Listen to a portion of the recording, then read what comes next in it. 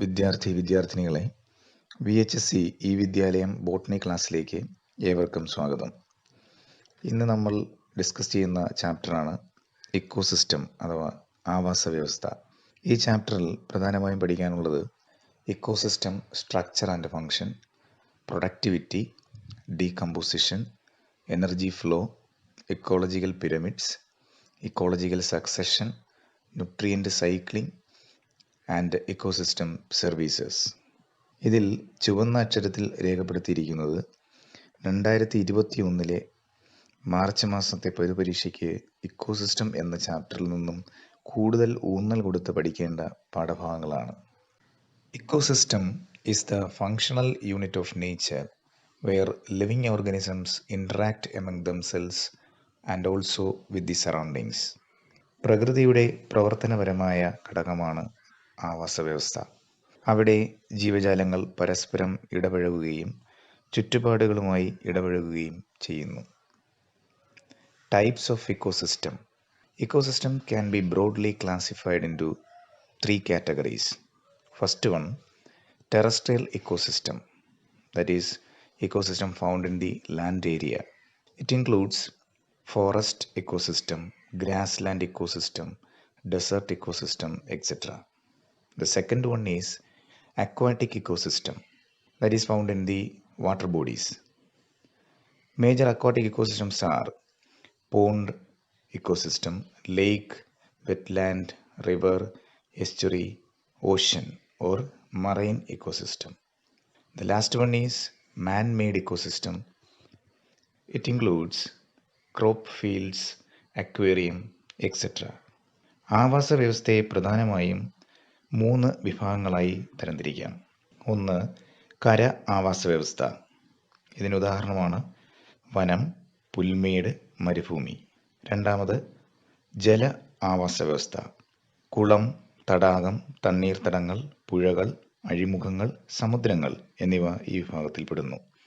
മൂന്നാമതായി, മനുഷ്യനിർമ്മിത ആവാസ വ്യവസ്ഥ. കൃഷിയിടങ്ങൾ, അക്വേറിയം എന്നിവയാണ് ഈ വിഭാഗത്തിൽ പെടുന്നത്. Ecosystem structure. Ecosystem consists of biotic or living components and abiotic or non-living components. The biotic components include plants, animals, and microorganisms such as bacteria and fungi. They play specific role in the ecosystem. That is, plants are producers, animals are consumers, and microorganisms are generally decomposers. ഒരു ആവാസ വ്യവസ്ഥയിൽ ജീവിയവും അജീവിയവുമായ ഘടകങ്ങൾ ഉൾപ്പെടുന്നു.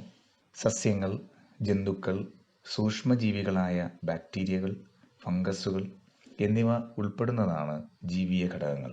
ഇവ ഓരോന്നും ആവാസ വ്യവസ്ഥയിൽ വ്യക്തമായ പങ്ക് വഹിക്കുന്നുണ്ട്. സസ്യങ്ങൾ ഉൽപാദകരും ജന്തുക്കൾ ഉപഭോക്താക്കളും സൂക്ഷ്മജീവികൾ വിഘാടകരും ആണ്. Abiotic components include soil, water, air, etc. Both biotic and abiotic components may vary in different ecosystems. The vertical distribution of species occupying different levels in an ecosystem is called stratification. മണ്ണ്, ജലം, വായു എന്നിവ അജീവിയ ഘടകങ്ങളാണ്. വ്യത്യസ്ത ആവാസ വ്യവസ്ഥകളിൽ ജീവിയവും അജീവിയവുമായ ഘടകങ്ങൾ വ്യത്യാസപ്പെട്ടിരിക്കും. ഒരു ആവാസ വ്യവസ്ഥയിലെ വ്യത്യസ്ത തലങ്ങളിലുള്ള ജീവിവർഗങ്ങളെ ലംബമായി വിന്യസിച്ചിരിക്കുന്നതിനെ സ്ട്രാറ്റിഫിക്കേഷൻ എന്ന് പറയുന്നു. Functions of ecosystem. Biotic and abiotic factors of ecosystem interact with each other to function as a unit. Functions of ecosystem include productivity, decomposition, energy flow and nutrient cycling. ആവാസ വ്യവസ്ഥയുടെ ധർമ്മം. ആവാസ വ്യവസ്ഥയിലെ ജീവിയവും അജീവിയവുമായ ഘടകങ്ങൾ ഒരുമിച്ച് ഒരു ഘടകമായി പ്രവർത്തിക്കുന്നു. ഉൽപാദനക്ഷമത, വിഘടനം അഥവാ ജീർണനം, ഊർജപ്രവാഹം, പോഷകങ്ങളുടെ ചാക്രിക പ്രവാഹം എന്നിവയാണ് ഒരു ആവാസ വ്യവസ്ഥയിലെ പ്രധാന പ്രവർത്തനങ്ങൾ. Productivity. The rate of biomass or organic matter produced per unit area is called productivity. Biomass means the mass of living organisms in a given area at a given time. ഒരു പ്രത്യേക സ്ഥലത്ത് പ്രത്യേക സമയത്ത് നിർമ്മിക്കപ്പെടുന്ന ജൈവപിണ്ഡത്തിൻ്റെ അഥവാ ജൈവ വസ്തുവിൻ്റെ ഉൽപാദന നിരക്കിനെ ഉൽപാദനക്ഷമത എന്ന് വിളിക്കുന്നു. Productivity is of two types: primary productivity and secondary productivity. Primary productivity is the amount of biomass or organic matter produced per unit area over a time period by plants during photosynthesis. It is the production at producer level. It is expressed in gram per meter square per year or kilocalorie per meter square per year. ഉൽപാദനക്ഷമത രണ്ട് തരത്തിലുണ്ട്: പ്രാഥമിക ഉൽപാദനക്ഷമതയും ദ്വിതീയ ഉൽപാദനക്ഷമതയും. പ്രകാശ സംശ്ലേഷണത്തിൻ്റെ ഫലമായി ഒരു പ്രത്യേക സ്ഥലത്ത് പ്രത്യേക സമയത്ത് സസ്യങ്ങൾ നിർമ്മിക്കുന്ന ജൈവപിണ്ഡം അഥവാ ജൈവവസ്തുവിൻ്റെ അളവിനെ പ്രാഥമിക ഉൽപാദനക്ഷമത എന്ന് പറയുന്നു. ഇത് 2 യൂണിറ്റുകളിൽ പ്രതിപാദിക്കുന്നു: gram per metre square per year എന്ന യൂണിറ്റിലും kilocalorie per metre square per year എന്ന യൂണിറ്റിലും. Primary productivity is divided into gross primary productivity and net primary productivity. Gross primary productivity or GPP is the rate of total production of organic matter by plant during photosynthesis, whereas net primary productivity or NPP is the balance energy or biomass remaining after respiration by plants. In short, NPP equals GPP minus R. NPP is the available biomass for the consumption to consumers and decomposers.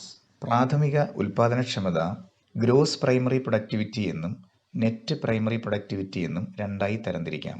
ഒരു ആവാസ വ്യവസ്ഥയിൽ പ്രകാശ സംശ്ലേഷണത്തിലൂടെ നിർമ്മിക്കുന്ന ജൈവവസ്തുവിൻ്റെ നിരക്കാണ് GPP.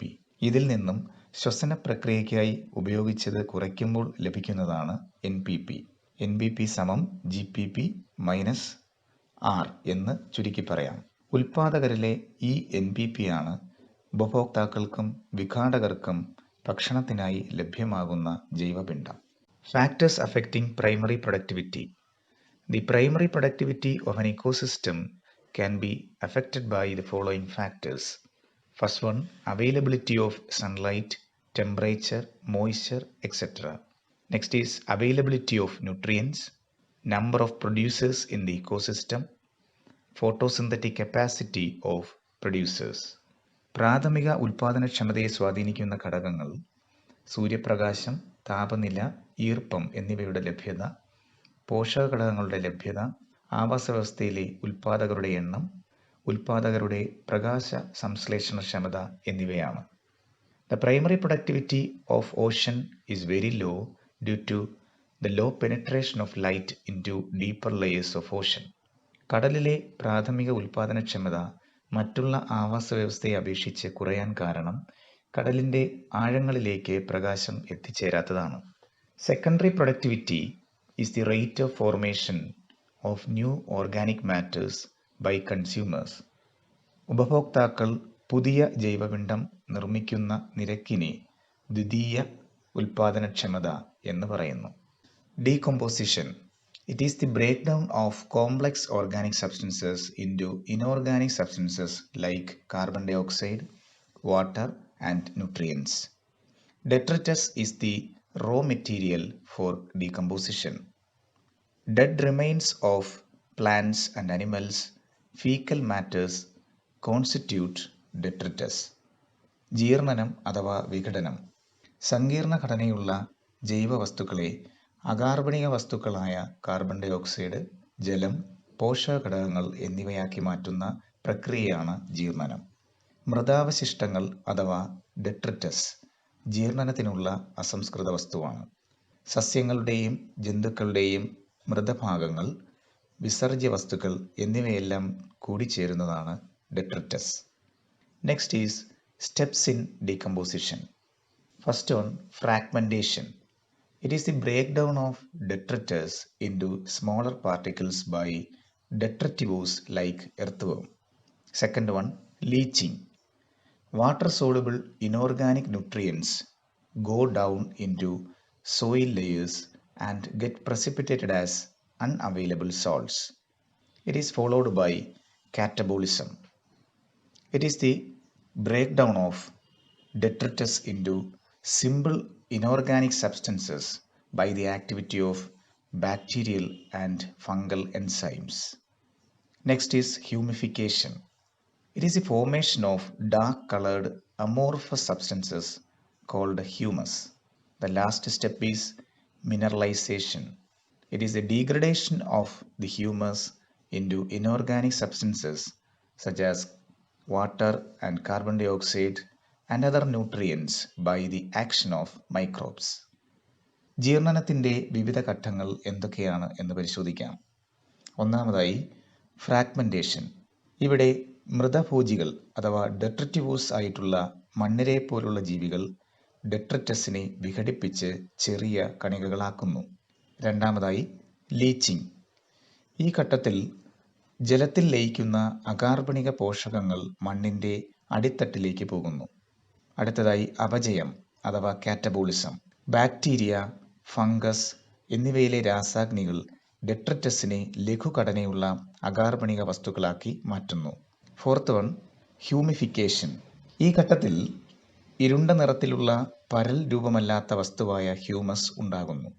അവസാനമായി ധാതുവൽക്കരണം അഥവാ mineralisation.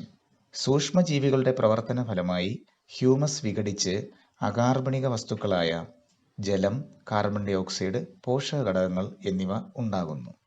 Factors affecting decomposition. Various factors affecting the decomposition process are chemical composition of detritus. That is, detritus rich in chitin and lignin has slow rate of decomposition, whereas detritus rich in nitrogen and water-soluble substances like sugar has faster decomposition.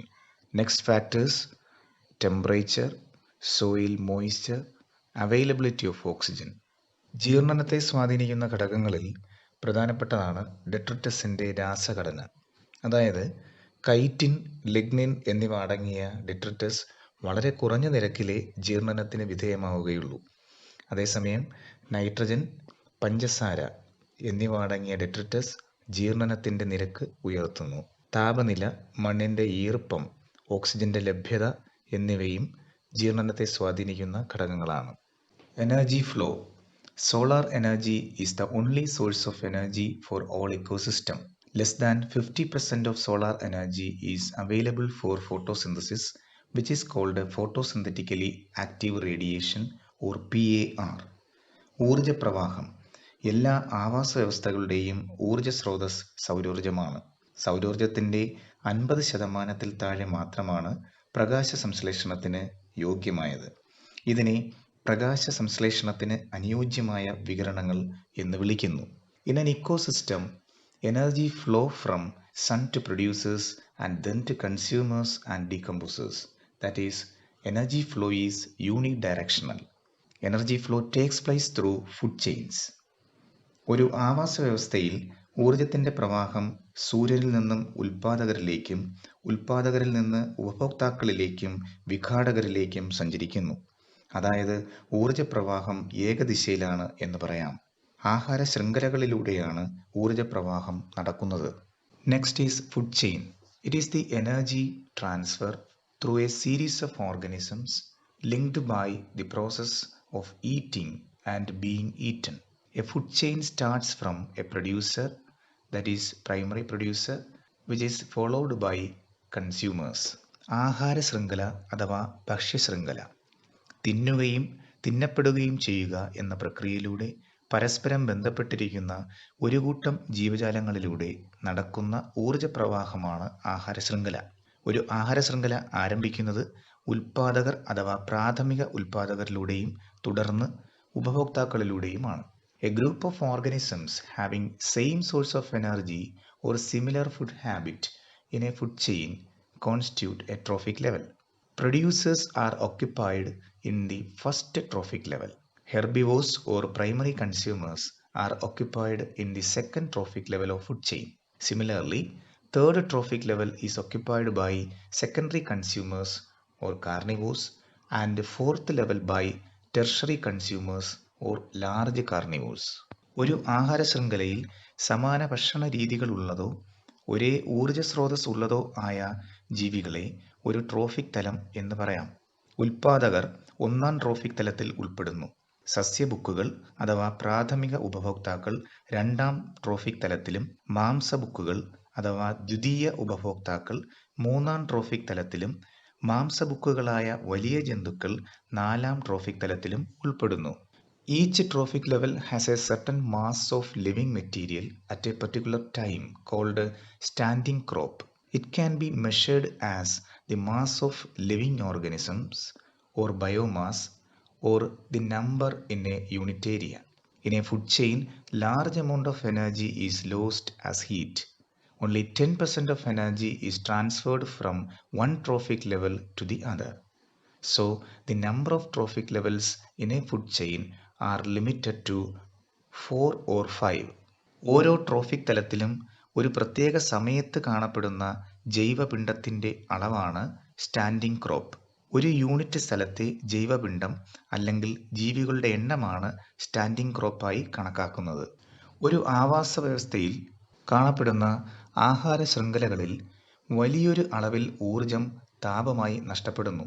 ഒരു trophic തലത്തിൽ ലഭിക്കുന്ന ഊർജത്തിന്റെ 10% മാത്രമേ അടുത്ത trophic തലത്തിലേക്ക് കൈമാറ്റം ചെയ്യപ്പെടുന്നുള്ളൂ. ഇക്കാരണത്താൽ ഭക്ഷ്യശൃംഖലയിലെ trophic തലങ്ങളുടെ എണ്ണം 4 or 5 ആയി പരിമിതപ്പെട്ടിരിക്കുന്നു.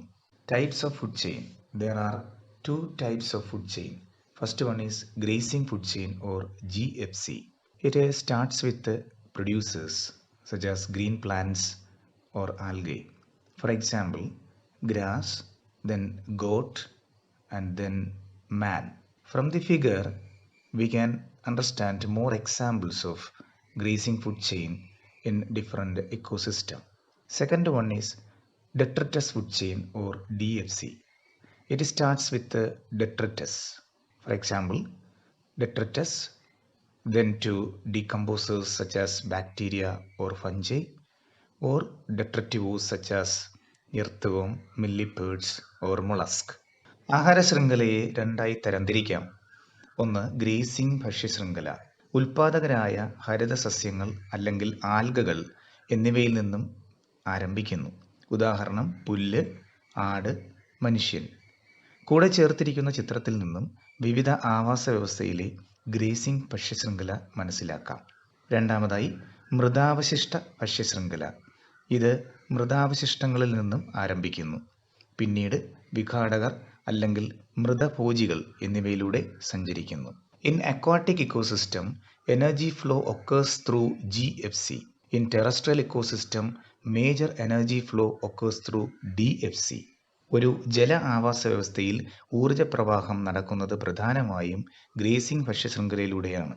എന്നാൽ കര ആവാസ വ്യവസ്ഥയിൽ ഊർജപ്രവാഹം പ്രധാനമായും മൃതാവശിഷ്ട ഭക്ഷ്യശൃംഖലയിലൂടെയാണ് നടക്കുന്നത്. Food web. Several food chains are interconnected to form a network called food web. ഒരു ആവാസ വ്യവസ്ഥയിലെ വ്യത്യസ്ത ആഹാര ശൃംഖലകൾ പരസ്പരം ബന്ധപ്പെട്ട് കിടക്കുന്നു. ഇതിനെ ഭക്ഷ്യശൃംഖലാജാലം എന്ന് വിളിക്കുന്നു. Next topic is ecological pyramids. It is the graphical representation of ecological parameters like number of organisms, biomass, and energy at different trophic levels in a food chain. The base of the pyramid represents producers or first trophic level, whereas the top of the pyramid represents top level consumers. An ecological pyramid may be upright or inverted. അടുത്തതായി ecological പിരമിഡുകളെ കുറിച്ച് മനസ്സിലാക്കാം. ഒരു ആഹാര ശൃംഖലയിലെ വ്യത്യസ്ത trophic തലങ്ങളിലെ ഊർജം, ജൈവപിണ്ഡം, ജീവികളുടെ എണ്ണം എന്നിവ ഗ്രാഫിലൂടെ രേഖപ്പെടുത്തുന്ന രീതിയാണ് ഇക്കോളജിക്കൽ പിരമിഡുകൾ. പിരമിഡിൻ്റെ താഴെയുള്ള ഭാഗം ഉൽപാദകരെ അഥവാ ഒന്നാം ട്രോഫിക് തലത്തെയും ഏറ്റവും മുകൾ ഭാഗം ഉയർന്ന തലത്തിലുള്ള ഉപഭോക്താക്കളെയും സൂചിപ്പിക്കുന്നു. ഇക്കോളജിക്കൽ പിരമിഡ് നിവർന്ന തരത്തിലുള്ളതോ തലകീഴായ രീതിയിലോ ആയിരിക്കും. Types of ecological pyramid. It is of 3 types. First one is pyramid of number. It represents total number of organisms at each trophic level. It is upright in most ecosystems. Look at the picture of pyramid of numbers in a grassland ecosystem. At the base of the ecological pyramid, primary producers are placed. Its number is 58 lakhs 42,000, that is nearly 6 millions. At the top of the primary producers, primary consumers are placed, which is followed by secondary consumers and then tertiary consumers. We can see there is a reduction in the number of organisms in each trophic level. Ecological പിരമിഡുകൾ പ്രധാനമായും 3 തരത്തിലുണ്ട്. ഒന്ന് സംഖ്യാ pyramid. ഇത് ഓരോ trophic തലത്തിലുമുള്ള ജീവജാലങ്ങളുടെ ആകെ എണ്ണത്തെ സൂചിപ്പിക്കുന്നു. മിക്കവാറും എല്ലാ ആവാസ വ്യവസ്ഥകളിലും സംഖ്യാ പിരമിഡ് നിവർന്ന തരത്തിലുള്ളതായിരിക്കും. പുൽമേട് എന്ന ആവാസ വ്യവസ്ഥയിലെ സംഖ്യാ പിരമിഡിന്റെ ചിത്രം ശ്രദ്ധിക്കുക. ഒന്നാം ട്രോഫിക് തലത്തിൽ പ്രാഥമിക ഉൽപാദകരായ ഹരിതസസ്യങ്ങൾ അഥവാ പുല്ലുകളുടെ എണ്ണം 58,42,000 എന്ന് രേഖപ്പെടുത്തിയിരിക്കുന്നു. രണ്ടാം ട്രോഫിക് തലത്തിൽ പ്രാഥമിക ഉപഭോക്താക്കളായിട്ടുള്ള സസ്യബുക്കുകളുടെ എണ്ണം 7,80,000 എന്നും മൂന്നാം ട്രോഫിക് തലത്തിൽ 3,54,000 നാലാം ട്രോഫിക് തലത്തിൽ 3 എന്നും രേഖപ്പെടുത്തിയിരിക്കുന്നു. ഒന്നാം ട്രോഫിക് തലത്തിൽ നിന്നും ഓരോ ട്രോഫിക് തലം കഴിയുമ്പോൾ ജീവികളുടെ എണ്ണത്തിൽ കുറവ് വരുന്നത് കാണാം. ഇത്തരത്തിൽ സംഖ്യാ pyramid നിവർന്ന തരത്തിലുള്ളതായിരിക്കും. When we consider tree as an ecosystem, the pyramid of number is inverted. വലിയ ഒരു വൃക്ഷത്തെ ആവാസ വ്യവസ്ഥയായി പരിഗണിക്കുമ്പോൾ സംഖ്യാ pyramid തലകീഴായ രീതിയിലുള്ളതായിരിക്കും. Second one is pyramid of biomass. It represents the total weight of the organisms in each trophic level. It is upright in grassland ecosystem. ജൈവപിണ്ഡ pyramid ഓരോ trophic തലത്തിലുമുള്ള ജീവികളുടെ ഭാരത്തെ സൂചിപ്പിക്കുന്നു. പുൽമേട് എന്ന ആവാസ വ്യവസ്ഥയിൽ ഇത് നിവർന്നതായിരിക്കും. മുകളിൽ കാണുന്ന ചിത്രം നിരീക്ഷിക്കുക. ഉയർന്ന ട്രോഫിക് തലങ്ങളിൽ ജൈവപിണ്ഡത്തിന്റെ അളവ് ഗണ്യമായി കുറയുന്നത് കാണാം. The pyramid of biomass is inverted in pond or marine ecosystem because the biomass of consumers far exceeds that of primary producers. ജല ആവാസ വ്യവസ്ഥകളായിട്ടുള്ള കുളം, സമുദ്രം എന്നിവയിൽ ജൈവപിണ്ഡ പിരമിഡ് തലകീഴായ രീതിയിൽ ആയിരിക്കും. ഈ ആവാസ വ്യവസ്ഥകളിലെ ഉപഭോക്താക്കളായ മത്സ്യങ്ങളുടെ ജൈവപിണ്ഡം പ്രാഥമിക ഉൽപാദകരായ സസ്യപ്ലവകങ്ങളുടെ ജൈവപിണ്ഡത്തേക്കാൾ അധികരിക്കുന്നതാണ് ഇതിന് കാരണം. രണ്ടാമത്തെ ചിത്രം തലകീഴായ ജൈവപിണ്ഡ പിരമിഡിനെ സൂചിപ്പിക്കുന്നു. The third one is pyramid of energy. It represents total energy of organisms in each trophic level. It is always upright because when energy flows from first trophic level to the succeeding levels, energy is lost as heat. That is, only 10% of energy is transferred from one trophic level to the other. ഊർജ pyramid ഓരോ trophic തലത്തിലുമുള്ള ജീവികളിലെ ഊർജത്തിന്റെ അളവിനെ സൂചിപ്പിക്കുന്നു.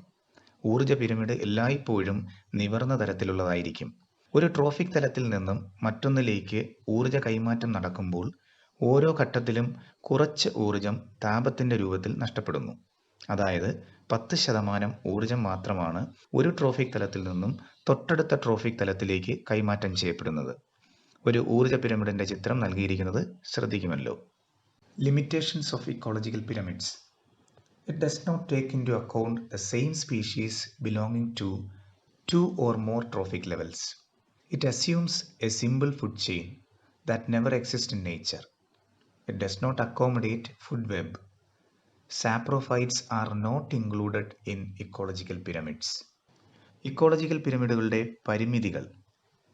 രണ്ടോ അതിലധികമോ trophic തലങ്ങളിൽ ഉൾപ്പെട്ടിട്ടുള്ള ജീവികളെ ecological pyramid കണക്കിലെടുക്കുന്നില്ല. പ്രകൃതിയിൽ ഒരിക്കലും നിലനിൽക്കാൻ സാധ്യമല്ലാത്ത തരത്തിലുള്ള ലളിതമായ ഭക്ഷ്യശൃംഖലകളെയാണ് ഇത് പ്രതിനിധാനം ചെയ്യുന്നത്. ഇത് ഭക്ഷ്യശൃംഖലാ ജാലത്തെ ഉൾക്കൊള്ളുന്നില്ല. മൃതഭോജികളായ ജീവികളെ ഇതിൽ ഉൾപ്പെടുത്തിയിട്ടില്ല. Next topic is ecological succession. It is a gradual and predictable change in the species composition of a given area. Composition and structure of the community constantly change in response to changing environmental condition. പാരിസ്ഥിതിക അനുക്രമം. ഒരു പ്രത്യേക പ്രദേശത്തെ ജീവിവർഗ വിന്യാസത്തിൽ സാവകാശവും പ്രവചിക്കാൻ കഴിയുന്ന തരത്തിലും നടക്കുന്ന മാറ്റങ്ങളെ പാരിസ്ഥിതിക അനുക്രമം എന്ന് പറയുന്നു. പാരിസ്ഥിതിക സാഹചര്യങ്ങളിൽ ഉണ്ടാകുന്ന മാറ്റങ്ങൾക്കനുസരിച്ച് ജീവിവർഗങ്ങളുടെ ഘടനയിലും വിന്യാസത്തിലും മാറ്റം സംഭവിക്കുന്നു. The first species, which is a producer organism that colonize in a bare area, is called a pioneer species.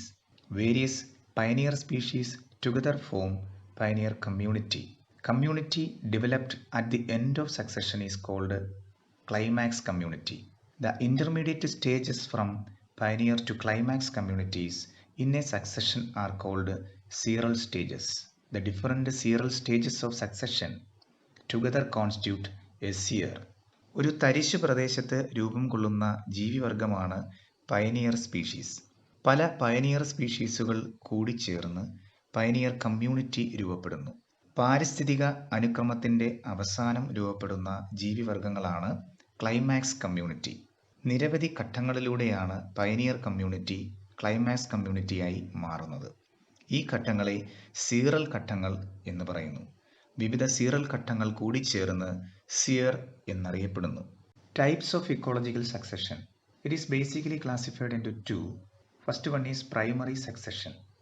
It begins in an area where no living organisms are there, like bare rock, volcanic islands, sand dunes, etc. Second one is secondary succession. It occurs in area where communities had existed in the past, like burned forest, abandoned farmland, etc. പാരിസ്ഥിതിക അനുക്രമ രീതികൾ പ്രധാനമായും രണ്ട് തരത്തിലുണ്ട്. ഒന്ന്, പ്രാഥമിക അനുക്രമം. ജീവജാലങ്ങളൊന്നും ഇല്ലാത്ത സ്ഥലങ്ങളായ തരിശായ പാറകൾ, തണുത്തുറഞ്ഞ lava, മണൽക്കൂനകൾ തുടങ്ങിയ സ്ഥലങ്ങളിൽ നടക്കുന്ന അനുക്രമമാണ് ഇത്. രണ്ടാമത്തത് ദ്വിതീയ അനുക്രമം. മുമ്പ് ജീവജാലങ്ങൾ നിലനിന്നിരുന്ന പ്രദേശങ്ങളായ ഉപേക്ഷിക്കപ്പെട്ട കൃഷിയിടങ്ങൾ, കാട്ടുതീയുണ്ടായ വനങ്ങൾ എന്നിവയിലാണ് ദ്വിതീയ അനുക്രമം നടക്കുന്നത്. Based on the nature of habitat where succession occurs, there are two types of successions. First one, hydrarch succession. Second one is cirrarch succession. അനുക്രമങ്ങൾ നടക്കുന്ന പ്രദേശത്തിന്റെ സ്വഭാവമനുസരിച്ച് പാരിസ്ഥിതിക അനുക്രമങ്ങളെ ജലത്തിൽ നടക്കുന്ന അല്ലെങ്കിൽ ഈർപ്പമുള്ള പ്രദേശത്ത് നടക്കുന്ന അനുക്രമം ഹൈഡ്രാർച്ച് അനുക്രമം എന്നും, വരണ്ട പ്രദേശങ്ങളിൽ നടക്കുന്ന അനുക്രമം അഥവാ സിറാർച്ച് അനുക്രമം എന്നും രണ്ടായി തരംതിരിക്കാം. ഹൈഡ്രാർച്ച് succession. It takes place in wetter areas such as ponds, lakes, marshes, etc. In this succession, a wetter area may get transformed into a terrestrial habitat. The pioneer stage is the phytoplankton stage and the climax stage is called forest stage. The different seral stages in hydrarch succession are phytoplankton stage, which is followed by submerged stage, followed by floating plant stage, then reed swamp stage, then marsh meadow stage, then scrub stage, and finally forest stage. ഹൈഡ്രാർച്ച് അനുക്രമം. ജലത്തിലോ ഈർപ്പമുള്ളതോ ആയ പ്രദേശങ്ങളായ കുളം, തടാകം, ചതുപ്പ് നിലങ്ങൾ എന്നിവയിലാണ് ഇത് സംഭവിക്കുന്നത്. ഈ പ്രക്രിയയെ തുടർന്ന് ഈർപ്പമുള്ള പ്രദേശം കരപ്രദേശമായി മാറുന്നു. ഹൈഡ്രാർച്ചിലെ പയനിയർ ഘട്ടം സസ്യപ്ലവക ഘട്ടവും ക്ലൈമാക്സ് ഘട്ടം വനഘട്ടവുമാണ്. ചിത്രം നിരീക്ഷിച്ചാൽ ഒരു ഹൈഡ്രാർച്ച് അനുക്രമത്തിലെ വിവിധ സീറൽ ഘട്ടങ്ങൾ മനസ്സിലാക്കാം. അവ യഥാക്രമം സസ്യപ്ലവക ഘട്ടം, മുങ്ങിക്കിടക്കുന്ന സസ്യങ്ങളുടെ ഘട്ടം, മുങ്ങിക്കിടക്കുന്നതും ഒഴുകി നടക്കുന്നതുമായ സസ്യങ്ങളുടെ ഘട്ടം, പുല്ലുകൾ നിറഞ്ഞ ചതുപ്പ് ഘട്ടം, ചതുപ്പിലെ പുൽത്തകിടി ഘട്ടം, കുറ്റിച്ചെടികൾ ഉൾപ്പെട്ട ഘട്ടം, വനം എന്നിവയാണ്. സിറാർച്ച് succession. It takes place in dry areas such as bare rock or a volcanic island. In this succession, a bare area may get transformed into a forest area. The pioneer organisms are lichens and the climax stage is called forest stage. The seral stages are lichens, then mosses, then shrubs, then trees, and finally forest. സിറാർച്ച് അനുക്രമം. വരണ്ട പ്രദേശങ്ങളായ തരിശായ പാറകൾ, തണുത്തുറഞ്ഞ ലാവകൾ എന്നിവിടങ്ങളിലാണ് ഈ പ്രക്രിയ നടക്കുന്നത്. ഇതിൻ്റെ ഫലമായി ഒരു തരിശ് പ്രദേശം വനമായി മാറുന്നു. ഈ അനുക്രമത്തിലെ പയനിയർ ഘട്ടം ലൈക്കനുകളും ക്ലൈമാക്സ് ഘട്ടം വനഘട്ടവുമാണ്. സിറാർച്ച് അനുക്രമത്തിലെ പ്രധാന ഘട്ടങ്ങൾ ലൈക്കനുകൾ, മോസുകൾ അഥവാ ബ്രയോഫൈറ്റുകൾ, കുറ്റിച്ചെടികൾ, വൃക്ഷങ്ങൾ, വനം എന്നിവയാണ്. Next is nutrient cycling or biogeochemical cycling. The movement of nutrients between the biotic and abiotic component of an ecosystem is called nutrient cycling. The amount of nutrients such as carbon, nitrogen, phosphorus, calcium, etc. present in soil at any given time is called a standing state. പോഷകങ്ങളുടെ ചാക്രിക പ്രവാഹം ഒരു ആവാസ വ്യവസ്ഥയിലെ ജീവിയവും അജീവിയവുമായ ഘടകങ്ങൾക്കിടയിലൂടെയുള്ള പോഷകങ്ങളുടെ ചാക്രിക ചലനത്തെ പോഷകങ്ങളുടെ ചാക്രിക പ്രവാഹം എന്ന് പറയാം. ഇത് ജൈവ ഭൗമരാസിക ചക്രം അഥവാ ബയോജിയോകെമിക്കൽ സൈക്കിൾസ് എന്നും അറിയപ്പെടുന്നു. ഒരു പ്രത്യേക സമയത്ത് മണ്ണിൽ കാണപ്പെടുന്ന കാർബൺ, നൈട്രജൻ, ഫോസ്ഫറസ്, കാൽസ്യം മുതലായ പോഷകങ്ങളുടെ അളവിനെ സ്റ്റാൻഡിംഗ് സ്റ്റേറ്റ് എന്ന് പറയുന്നു. Nutrient cycles are of two types. First one is gaseous cycle. Here the reservoir of nutrients is the atmosphere. Example, carbon cycle and nitrogen cycle. Second one is sedimentary cycle. The reservoir is the earth's crust. Example, phosphorus cycle and sulfur cycle. പോഷകങ്ങളുടെ ചാക്രിക പ്രവാഹം രണ്ട് തരത്തിലുണ്ട്. ഒന്ന് വാതക ചക്രം. വാതക ചക്രത്തിൽ പോഷകങ്ങളുടെ സംഭരണ കേന്ദ്രം അന്തരീക്ഷമാണ്. ഉദാഹരണം കാർബൺ ചക്രം, നൈട്രജൻ ചക്രം. രണ്ടാമതായി അവസാദ ചക്രം. ഇതിൽ പോഷകങ്ങളുടെ സംഭരണ കേന്ദ്രം ഭൂവൽക്കമാണ്. ഉദാഹരണം ഫോസ്ഫറസ് ചക്രം, സൾഫർ ചക്രം. Phosphorus cycle. Reservoir pool of phosphorus is the rock which contain phosphorus in the form of phosphates. During weathering of rock, small amount of phosphates dissolved in soil solution and are absorbed by the roots of the plants. Animals get phosphorus from plants. Phosphorus is a major constituent of biological membranes, nucleic acids, and cellular energy systems such as ATP. Animals need phosphorus to make shell, bones, and teeth. By the action of phosphate solubilizing bacteria on dead organisms, phosphorus is released back to the earth. Phosphorus ചക്രം. ഫോസ്ഫറസിന്റെ ഉറവിടം phosphate രൂപത്തിൽ കാണപ്പെടുന്ന പാറകളാണ്. പാറ പൊടിയുന്നതിന്റെ ഫലമായി വളരെ ചെറിയ അളവിൽ phosphate മണ്ണിലെ ജലത്തിൽ ലയിക്കുന്നു. അവയെ സസ്യങ്ങളുടെ വേരുകൾ ആഗിരണം ചെയ്യുന്നു. സസ്യങ്ങളിൽ നിന്നും ജന്തുക്കൾക്ക് ഫോസ്ഫറസ് ലഭിക്കുന്നു. ജൈവസ്ഥലങ്ങൾ, ന്യൂക്ലിക് ആസിഡുകൾ, കോശത്തിലെ ഊർജ്ജ സംവിധാനമായ ATP എന്നിവയിലെ പ്രധാന ഘടകം ഫോസ്ഫറസ് ആണ്. ജന്തുക്കൾക്ക് അസ്ഥി, പല്ല്, പുറന്തോട് എന്നിവയുടെ നിർമ്മാണത്തിന് ഫോസ്ഫറസ് ആവശ്യമാണ്. ഫോസ്ഫേറ്റ് വിഘടന ബാക്ടീരിയകൾ മൃതാവശിഷ്ടങ്ങളെ വിഘടിപ്പിക്കുന്നത് വഴി ഫോസ്ഫറസ് സ്വതന്ത്രമാക്കുന്നു. ചിത്രത്തിൽ ഫോസ്ഫറസ് ചക്രത്തിന്റെ ലഘുമാതൃക കൊടുത്തിരിക്കുന്നത് ശ്രദ്ധിക്കുക. Ecosystem services. Ecosystem services are the products of ecosystem processes. The services provided by forest ecosystem are the following: purify air and water, reduce droughts and floods, cycle nutrients, generate fertile soils, provide wildlife habitat, maintain biodiversity, pollinate crops, provide aesthetic, cultural and spiritual values. ആവാസ വ്യവസ്ഥയുടെ സേവനങ്ങൾ. ആവാസ വ്യവസ്ഥയിൽ നടക്കുന്ന പ്രക്രിയകളുടെ ഉൽപ്പന്നങ്ങളെയാണ് ആവാസ വ്യവസ്ഥാ സേവനങ്ങൾ എന്ന് പറയുന്നത്. വനം എന്ന ആവാസ വ്യവസ്ഥയുടെ സേവനങ്ങൾ താഴെ പറയാം. വായുവും ജലവും ശുദ്ധമാക്കുന്നു. വെള്ളപ്പൊക്കവും വരൾച്ചയും കുറയ്ക്കുന്നു. പോഷകങ്ങളുടെ ചാക്രിക പ്രവാഹം സാധ്യമാക്കുന്നു. ഫലപുഷ്ടിയുള്ള മണ്ണിന്റെ രൂപീകരണം സാധ്യമാക്കുന്നു. വന്യജീവികൾക്ക് വാസസ്ഥലം നൽകുന്നു. ജൈവ വൈവിധ്യം നിലനിർത്തുന്നു. സസ്യങ്ങളിൽ പരാഗണം നടത്തുന്നു. സൗന്ദര്യ, സാംസ്കാരിക, ആത്മീയ മൂല്യങ്ങൾ പ്രദാനം ചെയ്യുന്നു. ഇക്കോസിസ്റ്റം എന്ന ചാപ്റ്റർ ഇവിടെ പൂർണ്ണമാവുകയാണ്. ഇതുമായി ബന്ധപ്പെട്ട കുറച്ച് അസൈൻമെന്റ്സ് ശ്രദ്ധിക്കുക. First question: final community in an ecological succession is called dash. ഒരു പാരിസ്ഥിതിക അനുക്രമത്തിൽ അവസാനം രൂപപ്പെടുന്ന ജീവിവർഗങ്ങളെ ഡാഷ് എന്ന് വിളിക്കുന്നു. Second question, in aquatic ecosystem the limiting factor for productivity is dash. ഒരു ജല ആവാസ വ്യവസ്ഥയിൽ ഉൽപാദനക്ഷമതയെ പരിമിതപ്പെടുത്തുന്ന ഘടകമാണ് dash. Third question, differentiate standing crop and standing state. Standing state, standing crop എന്നിവയുടെ വ്യത്യാസം എഴുതുക. Fourth question, why is the pyramid of energy always ഓൾവേസ് അപ്രൈറ്റ്. ഊർജ പിരമിഡ് എല്ലായ്പ്പോഴും നിവർന്ന തരത്തിലുള്ളതായിരിക്കും എന്തുകൊണ്ട്. Fifth question, mention the different seral stages in hydrarch succession. Hydrarch അനുക്രമത്തിലെ വ്യത്യസ്ത സീറൽ ഘട്ടങ്ങളുടെ പേരെഴുതുക. Sixth question, what is decomposition? Explain the steps in decomposition. ജീർണനം എന്നാൽ എന്ത്? ജീർണനത്തിന്റെ വിവിധ ഘട്ടങ്ങൾ വിശദമാക്കുക. Seventh question, define biogeochemical cycle. Draw a flow chart showing the process of phosphorus cycle. പോഷകങ്ങളുടെ ചാക്രിക പ്രവാഹം എന്തെന്ന് നിർവചിക്കുക. ഫോസ്ഫറസ് ചക്രത്തിന്റെ വിവിധ ഘട്ടങ്ങൾ സൂചിപ്പിക്കുന്ന ഫ്ലോ ചാർട്ട് വരയ്ക്കുക. Last question, number of individuals present in a grassland ecosystem is given below. Construct a pyramid of number showing various trophic levels.